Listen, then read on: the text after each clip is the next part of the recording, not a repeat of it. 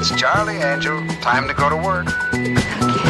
Remember when your favorite TV character died in a tragic accident, a shocking murder, or a heroic sacrifice? Well, sometimes that emotional goodbye wasn't about storytelling at all. Sometimes it was about two people who absolutely couldn't stand being in the same room together.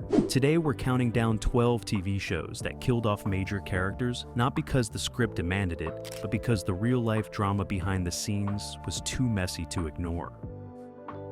Number 12. Valerie Harper. Valerie / The Hogan Family.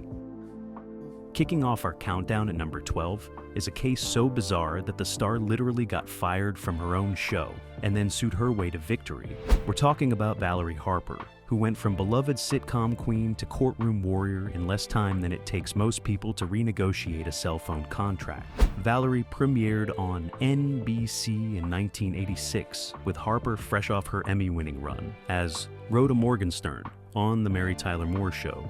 And Rhoda. She played Valerie Hogan, a working mom trying to keep her household together while her pilot husband was constantly away. The show featured a young Jason Bateman as her son David, alongside Josh Taylor as oldest son Mark and Danny Ponce as youngest son Willie. And yes, that's the same Jason Bateman, who would later become Hollywood's go-to straight man in Arrested Development and Ozark. The series quickly found its groove as a solid family sitcom, the kind of show that felt like comfort food after a long day of dealing with Reagan-era shoulder pads and debates about whether VHS or Betamax would win. Harper was the anchor, carrying the show with the same warmth and wit that had made her a household name. For one season, everything seemed fine. The ratings were solid, the cast got along, and NBC had a reliable Thursday night performer. But by season 2, things got ugly fast. Harper, wanting to be compensated fairly for carrying the show on her shoulders, demanded a salary increase and a piece of the syndication pie. Seems reasonable, right?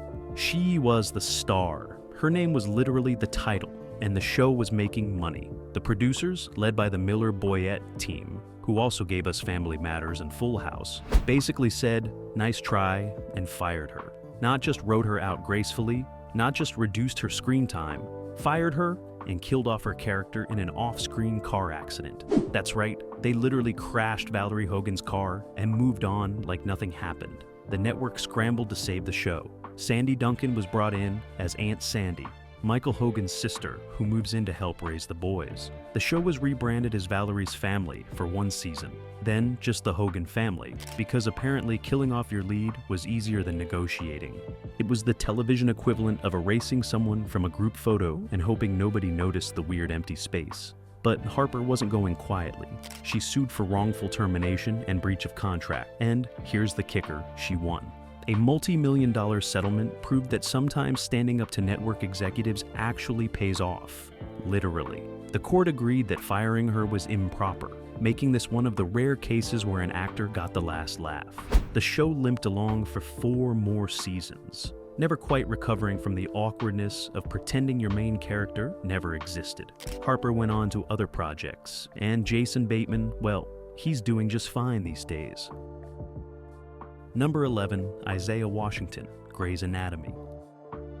Coming in at number 11, we have a case where off-screen drama led to one of the most shocking exits in medical drama history, proving that sometimes what happens in the hospital hallways is way messier than anything in the operating room. Grey's Anatomy premiered in 2005 and quickly became ABC's powerhouse series, the kind of show that made Thursday nights unmissable and had everyone debating McDreamy versus McSteamy in their office break rooms. Isaiah Washington played Dr. Preston Burke, a brilliant cardiothoracic surgeon whose intensity and surgical genius made him one of the show's most compelling characters. He was one half of the beloved Christina and Burke romance that had fans invested from day one, watching as the ambitious, emotionally guarded Christina Yang, played by Sandra Oh, found her match in the equally driven Burke. For 2 seasons, their relationship was one of the show's emotional anchors. Burke pushed Christina to be a better surgeon. Christina challenged Burke's emotional walls. They were the couple you rooted for, even when they drove each other crazy. The chemistry worked, the storylines clicked, and Washington had become a core part of the Grey's Anatomy ensemble. But in October 2006, during an on-set argument with Patrick Dempsey, Washington allegedly used a homophobic slur directed at co-star T.R. Knight, who played the sweet, Ernest Dr. George O'Malley. The incident was bad enough on its own, but what happened next made it exponentially worse. The situation exploded into a full-blown scandal when Washington repeated the slur backstage at the Golden Globes in January 2007, while denying the initial allegation. Cameras were rolling, reporters were everywhere, and Washington essentially doubled down on national television. The damage was done, and there was no coming back from it. ABC and showrunner Shonda Rhimes faced immense pressure to take action. This wasn't just about one incident anymore. It was about workplace conduct, network reputation, and setting a standard for acceptable behavior. The decision was made. Washington had to go. By May 2007, Washington was fired from the show. The writers scrambled to write Burke out, and in the season 3 finale, Burke literally left Christina at the altar and disappeared. No dramatic death scene, no heroic sacrifice, no plane crash or shooting, or any of the other catastrophic exits Grey's Anatomy would become famous for. Just an empty tuxedo, a note, and Christina standing there in her wedding dress realizing she'd been abandoned. It was the TV equivalent of ghosting someone, except millions of people watched it happen in real time. The exit devastated fans who had invested in the Christina-Burke relationship. Sandra Oh's Christina was left to pick up the pieces, and the show had to completely pivot her character arc. What was supposed to be a wedding became a watershed moment about self-worth and independence, turning Christina's abandonment into character growth. Washington later apologized for his behavior and attempted a comeback in Hollywood, finding some success on shows like The 100. But the Grey's Anatomy chapter remained one of the most controversial cast exits in modern TV history. The show, meanwhile, kept going strong, proving that even losing a major character couldn't stop Shonda Rhimes' juggernaut. Number 10. Shannen Doherty, Charmed. Sliding into number 10 is Shannen Doherty's explosive exit from Charmed, a departure so dramatic it required literal magic to explain. Charmed premiered on the WB in 1998, following 3 sisters who discover they're powerful witches destined to protect innocents from demons. Doherty played Prue Halliwell, the eldest sister and the backbone of the Power of 3. Alongside Alyssa Milano as Phoebe and Holly Marie Combs as Piper, the show became a massive hit, blending supernatural action with sisterhood themes. But behind the scenes, Doherty and Milano reportedly clash constantly. Tensions reached a breaking point during season 3 when the two couldn't even film scenes together anymore. The feud became so toxic that producers had to choose sides, and they chose Milano. After 3 seasons, Doherty was out. Here's where it gets brutal. Instead of writing Prue off to another city or having her quit witchcraft, the writers killed her. In the season 3 finale, Prue died fighting a demon named Shax. No emotional goodbye, no final scene with her sisters reconciling, just dead. It was a shocking ending that left fans devastated and angry. Season 4 opened with the remaining sisters grieving and introducing Paige, a long-lost half-sister played by Rose McGowan, to restore the Power of 3. The show tried to move forward, but many fans never forgave the series for losing Prue. The Doherty-Milano feud became legendary in TV history, with both actresses later admitting regret over how things went down. Doherty went on to other projects and eventually returned to TV on the reboot of Beverly Hills 90210. Charmed continued for 5 more seasons without her, but the magic was never quite the same. Prue's death remains one of TV's most controversial character exits, proof that sometimes the real demons are backstage. Number 9. McLean Stevenson, MASH. At number 9, we have a classic case of an actor wanting out and the show making absolutely sure he couldn't come back. MASH premiered on CBS in 1972, adapting the dark comedy of the film into one of TV's most beloved series. Set during the Korean War, the show followed the 4077 Mobile Army Surgical Hospital Unit as they dealt with the horrors of war through humor and humanity. McLean Stevenson played Lieutenant Colonel Henry Blake, the easygoing commanding officer who provided a steady, if slightly incompetent, presence. By season 3, Stevenson wanted out. He felt the show was too focused on Alan Alda's Hawkeye Pierce and wanted to pursue other opportunities. Fair enough, right? Except the producers decided if he was leaving permanently. No chance for guest appearances or a triumphant return. In one of television's most shocking moments, the season 3 finale Abyssinia, Henry saw Blake finally getting to go home. The episode was sweet, sentimental, and filled with goodbyes. Then, in the final scene, Radar O'Reilly walks into the operating room and delivers the gut punch. Henry Blake's plane was shot down over the Sea of Japan. There were no survivors. The cast wasn't even told ahead of time. Gary Berghoff, who played Radar, was handed the lines just before filming, and the reactions you see on screen are genuine shock and grief. It was brutal, bold, and it worked. The episode became one of the most memorable in TV history, cementing MASH's reputation for not pulling punches. Stevenson went on to star in several failed sitcoms, and later admitted leaving MASH was the biggest mistake of his career. Meanwhile, the show continued for 8 more seasons without him, becoming one of the most acclaimed series in television history. Henry Blake's death remains a masterclass in how to write out a character with zero chance of return. Number 8. Suzanne Somers, Three's Company. At number 8, we have one of the messiest salary disputes in TV history that ended with a character getting the ultimate pink slip. Three's Company ran from 1977 to 1984 on ABC, following roommates Jack, Janet, and Chrissy as they navigated misunderstandings, slapstick comedy, and a landlord who thought Jack was gay. Suzanne Somers played Chrissy Snow, the lovable ditz whose innocent charm made her a breakout star. By season 5, Somers was a household name. She wanted to be paid accordingly, requesting her salary jump from $30,000 per episode to $150,000, matching co-star John Ritter. The network refused. Somers and her husband-manager Alan Hamill pushed harder, and the network pushed back by essentially firing her. But here's where it gets weird. Instead of killing Chrissy outright, the show banished her to Fresno to take care of her sick mother. She would literally phone in her appearances, standing in a phone booth delivering lines while the roommates reacted from the apartment. It was awkward, sad, and a little pathetic, like watching someone get slowly erased from their own show.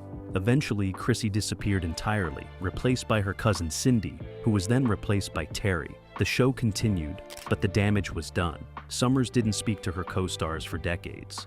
Joyce DeWitt and John Ritter both felt blindsided by the contract drama and the media circus that followed.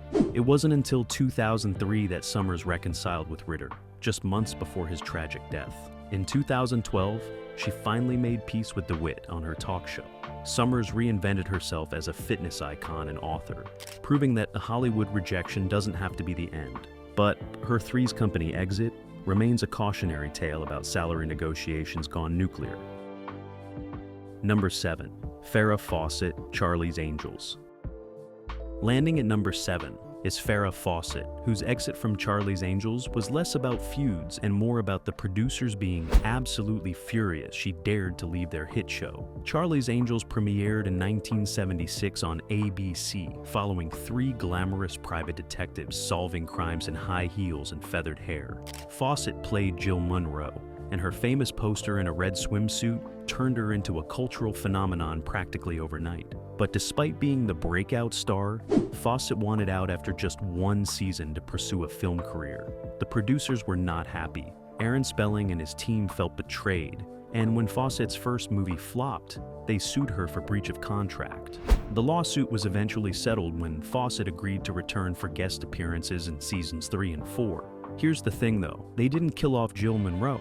They couldn't. She was too popular, and they needed her for those contractual guest spots. So instead, they simply replaced her with her younger sister Chris, played by Cheryl Ladd. It was the TV equivalent of saying, "Fine, leave. We'll just get a newer model." The show soldiered on without Fawcett, going through multiple angels over 5 seasons. Kate Jackson left, Shelley Hack was added, then quickly removed, and Tanya Roberts joined for the final season. The revolving door of angels became a running joke, but the show maintained decent ratings throughout. Fawcett eventually found her calling in serious dramatic roles, earning critical acclaim for performances in The Burning Bed and other TV movies. When she passed away in 2009, the world mourned not just a sex symbol, but a talented actress who proved she was more than that iconic poster. Her Charlie's Angels exit might have been messy, but it ultimately led her to better work. Alright, we're halfway through the countdown, so now's a good time to drop a comment. Which of these behind-the-scenes feuds shocked you the most? And if you haven't already, smash that like button and subscribe, because trust me, the drama only gets juicier from here. We've got beloved doctors, TV cops, and sitcom legends still ahead. Let's keep going. Number 6, David Caruso, NYPD Blue. Coming in at number 6 is David Caruso, whose ego wrote checks his career couldn't cash, leading to one of the most satisfying TV exits in history. NYPD Blue premiered on ABC in 1993, pushing the boundaries of network television with its gritty storytelling, adult language, and yes, bare backsides that had Bikingi's parents scrambling for the remote. Caruso played Detective John Kelly, the show's brooding, intense lead, whose chemistry with partner Andy Sipowicz, played by Dennis Franz, helped make the show an instant critical darling. Caruso won a Golden Globe for his performance in Season 1, and apparently that went straight to his head. By Season 2, he was demanding a massive salary increase, a cut of syndication profits, and perks that would make even movie stars blush. When ABC refused, Caruso walked, convinced he was destined for film stardom. The show didn't kill Kelly, but they might as well have. In the Season 2 episode Dead and Gone, Kelly resigned from the force and drove off into the sunset, never to be seen again. It was less a dramatic exit and more a good riddance from the writers, who were probably thrilled to be done with the drama. Caruso's film career immediately cratered. Kiss of Death in 1995 bombed, and Jade, also in 1995, was savaged by critics. Meanwhile, NYPD Blue thrived without him. Jimmy Smits joined as Detective Bobby Simone, and many fans argued Simone was a better character than Kelly ever was. The show ran for 12 seasons, earning countless Emmy Awards and becoming one of the defining dramas of the 90s. Caruso eventually found redemption with CSI Miami, where his dramatic pauses and sunglasses became meme-worthy pop culture moments. But his NYPD Blue exit remains a legendary example of hubris meeting reality. Sometimes leaving a hit show doesn't lead to movie stardom. Sometimes it leads to career purgatory and a long road back. Number 5, Patrick Dempsey, Grey's Anatomy. At number 5, we return to Grey's Anatomy for another messy exit, this time involving McDreamy himself. Patrick Dempsey joined Grey's Anatomy in 2005 as Dr. Derek Shepherd, the neurosurgeon whose on-again, off-again romance with Meredith Grey became the emotional core of the series. For 11 seasons, Derek and Meredith were endgame, the couple fans rooted for through every obstacle. But behind the scenes, things weren't so dreamy. Reports emerged that Dempsey had become increasingly difficult to work with, creating a toxic environment on set. Showrunner Shonda Rhimes later confirmed that the decision to kill Derek was about maintaining a healthy workplace culture. When your set becomes dysfunctional because of one person, even if that person is your leading man, something has to give. In the Season 11 episode How to Save a Life, Derek dies in a car accident after stopping to help victims of another crash. It was devastating, emotional, and left fans absolutely gutted. The death scene was drawn out, showing Derek's medical knowledge as he realized the doctors treating him were making fatal mistakes. It was brutal to watch.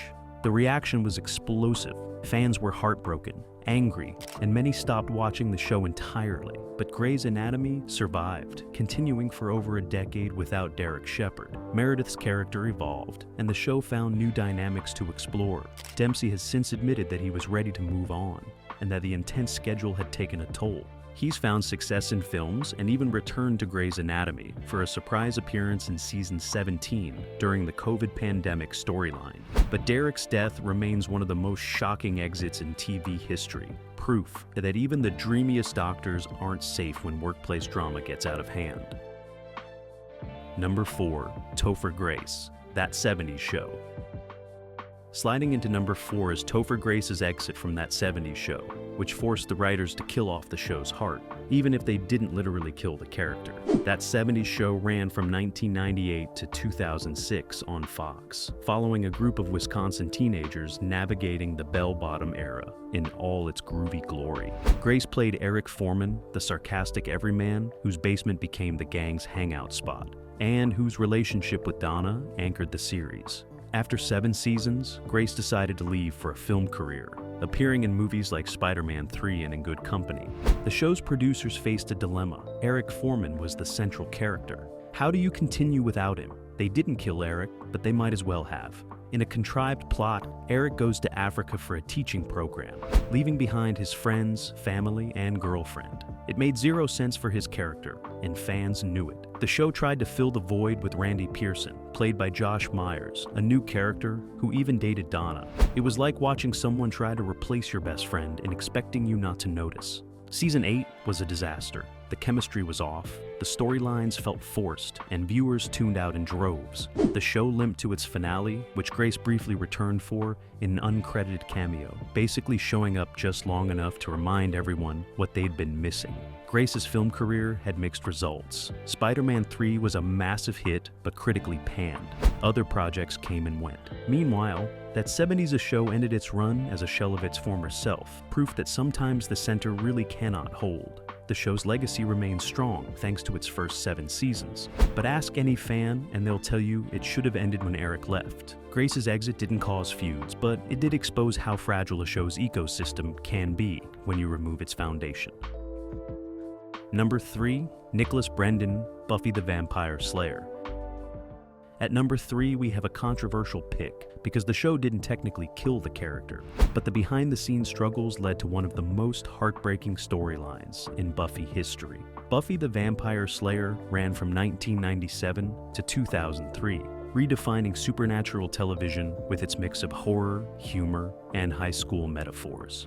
Nicholas Brendon played Xander Harris, Buffy's loyal best friend and the heart of the Scooby Gang. Throughout the series, Brendon struggled with personal issues, including alcoholism and depression. While he managed to complete all 7 seasons, his struggles affected his relationship with the show and cast. The writers, aware of the challenges, crafted storylines that reflected darkness and loss. In Season 6, Xander leaves Anya at the altar, a devastating moment that many fans saw as the show punishing the character. While not a death, it was a symbolic killing of Xander's happiness and potential future. The character never fully recovered, spending the final season haunted by guilt and loss. In Season 7's finale, Xander loses an eye in battle, a physical manifestation of the toll the fight had taken. It was brutal, and for a character who had been the everyman, the normal guy in a supernatural world, it felt especially cruel. Brendon has since opened up about his personal struggles and the challenges of working on such an intense show. His post-Buffy career has been marked by both successes and setbacks, including legal troubles and continued battles with addiction. The character of Xander Harris remains beloved by fans, but the real-life story is far more complicated. Buffy ended its run as one of the most influential series in TV history, but Brendon's story serves as a reminder of the human cost behind the fantasy. Number 2, Shelley Long, Cheers.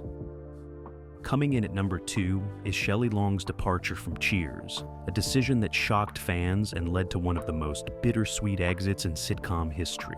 Cheers ran for 11 seasons from 1982 to 1993 on NBC, becoming one of the most beloved comedies ever made. Long played Diane Chambers, the neurotic intellectual waitress whose tempestuous romance with bartender Sam Malone, played by Ted Danson, defined the show's early years. For 5 seasons, Sam and Diane were TV's most compelling will-they-won't-they couple. Their constant bickering, undeniable chemistry, and push-pull dynamic made for some of the most quotable moments in sitcom history. But by season 5, Long wanted out. She wanted to spend more time with her newborn daughter and pursue film opportunities that the grind of a weekly sitcom didn't allow. The producers gave Diane a proper send-off in the season 5 finale Adieu. Sam and Diane plan to get married, but at the last moment, Diane accepts an offer to write a novel in Los Angeles. They agree she'll return in 6 months. She never does. It was bittersweet, perfectly in character, and left the door open for a possible return. Cheers continued for 6 more seasons without Long, bringing in Kirstie Alley as Rebecca Howe, a tougher, different kind of foil for Sam. The show remained a massive success, eventually becoming one of the most acclaimed sitcoms in television history. But fans never forgot Diane. Long returned for the series finale in 1993, giving Sam and Diane one last scene together. It was a beautiful full-circle moment that reminded viewers why the show had worked so well in the first place. Long's film career never reached the heights she'd hoped for, but she continued working steadily in movies and TV. Her Cheers exit wasn't messy or filled with feuds, but it fundamentally changed the show's DNA. Sometimes the person leaving isn't the problem. Sometimes they just want something different. And sometimes, if you're lucky, you get to come back and say a proper goodbye. Number 1, John Amos, Good Times.